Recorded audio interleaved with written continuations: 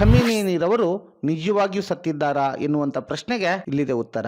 ಹೌದು ಸ್ನೇಹಿತರೆ, Benjamin Netanyahu ಮತ್ತು ಅಮೆರಿಕದ ಅಧ್ಯಕ್ಷ ಟ್ರಂಪ್ ಇವರಿಬ್ಬರ ಸೂಚನೆಯ ಪ್ರಕಾರ, ಇವರು ಕೊಟ್ಟಂತಹ ಮಾಹಿತಿಯ ಪ್ರಕಾರ ನಿಜವಾಗಿಯೂ ಮಧ್ಯಪ್ರಾಚ್ಯದಲ್ಲಿ ಯುದ್ಧದ ಗಾಳಿ ಬೀಸ್ತಾ ಇದೆ.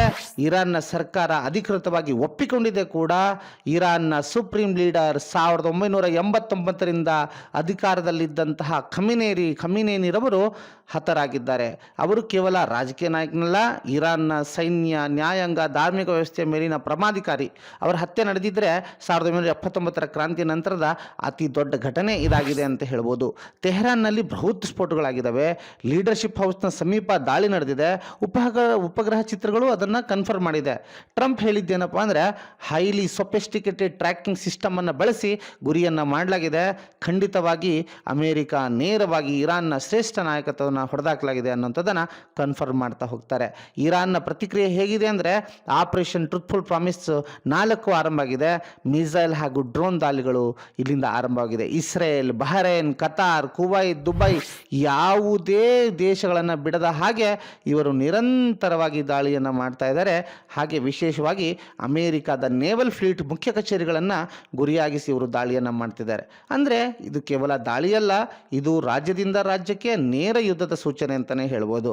ಮುಖ್ಯವಾಗಿ ಗಮನಿಸಬೇಕಾಗಿರೋದು ಅಂದರೆ, ಅವರನ್ನು ಮುಸ್ಲಿಂ ದೇಶಗಳ ನಾಯಕ ಅಂತ ಹಲವಾರು ಜನ ಮನಸ್ಸಿನಲ್ಲೇ ಒಪ್ಕೊಂಡಿದ್ರು. ಇದರಿಂದ ಬಹಳಷ್ಟು ದೇಶಗಳಲ್ಲಿರುವಂತಹ ಮುಸ್ಲಿಮರು ಅವರಿಗೆ ಕಂಬನಿಯನ್ನು ಮಿಡಿತಾ ಇದ್ದಾರೆ ಅಂತಲೇ ಹೇಳ್ಬೋದು. ಜಗತ್ತಿನ ಸುಮಾರು 20% ತೈಲ ಸಾಗಾಟ ಈ ಒಂದು ಸ್ಟ್ರೇಟ್ ಆಫ್ ಹೋರ್ಮೋಸ್ ಅಲ್ಲಿಂದ ನಡೆಯುತ್ತೆ. ಇದರಿಂದ ಇರಾನ್ನ ಮಾರ್ಗ ಬಂದ್ ಮಾಡಿದರೆ ತೈಲ ಬೆಲೆ ಏರಿಕೆ, ಜಾಗತಿಕ ಮಾರುಕಟ್ಟೆ ಕುಸಿತ, ದುಬಾರಿ ಜೀವನ ಇವೆಲ್ಲವೂ ಕೂಡ ಇವರ ಸಾವಿನೊಂದಿಗೆ ಆರಂಭ ಆಗುತ್ತೆ ಅಂತಲೇ ಹೇಳ್ಬೋದು. ಇನ್ನು ಭಾರತದ ದೃಷ್ಟಿಕೋನದಲ್ಲಿ ನೋಡೋದಾದ್ರೆ ಸ್ನೇಹಿತರೆ, ಎನರ್ಜಿ ಭದ್ರತೆ ಅನ್ನೋದು ತುಂಬ ಮುಖ್ಯ. ಯಾಕೆಂದರೆ ಭಾರತ ಹಸಿವಿನಿಂದ ಇರುವಂತಹ ಆರ್ಥಿಕತೆ, ಅಂದರೆ ಬೆಳೀತಿರೋವಂಥ ಆರ್ಥಿಕತೆಗೆ ಎಷ್ಟು ಶಕ್ತಿ ಕೊಟ್ಟರು, ಎಷ್ಟು ಆಹಾರ ಕೊಟ್ಟರು ಕಡಿಮೆನೆ ಅಂತ ಹೇಳ್ಬೋದು.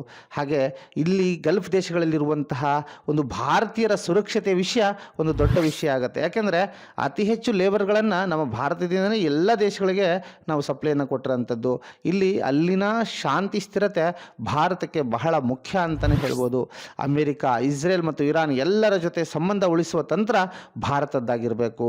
ಆದರೆ ಇವತ್ತಿನ ಸಂದರ್ಭದಲ್ಲಿ ನೋಡೋದಾದರೆ, ಇಸ್ರೇಲ್ ಮತ್ತು ಇರಾನ್ನ ನೇರ ಯುದ್ಧದಲ್ಲಿ ಹಿಜ್ಬುಲ್ಲಾಗಳ ಸೇರ್ಪಡೆ, ಗಲ್ಫ್ ರಾಷ್ಟ್ರಗಳು ಒಳಗೊಂಡು ತೈಲ ಸಂಕಷ್ಟ ಅಂತೂ ಖಂಡಿತ ಕಾದಿದೆ ಅನ್ನೋದನ್ನು ಮಾತ್ರ ಹೇಳ್ತಾ ಹೋಗ್ಬೋದು ಸ್ನೇಹಿತರೆ. ಇಷ್ಟನ್ನು ಹೇಳಿ ನಿಮ್ಮ ಮುಂದೆ ಮತ್ತೊಂದು ವಿಡಿಯೋದೊಂದಿಗೆ ನಿಮ್ಮ ಮುಂದೆ ಬರ್ತೀನಿ.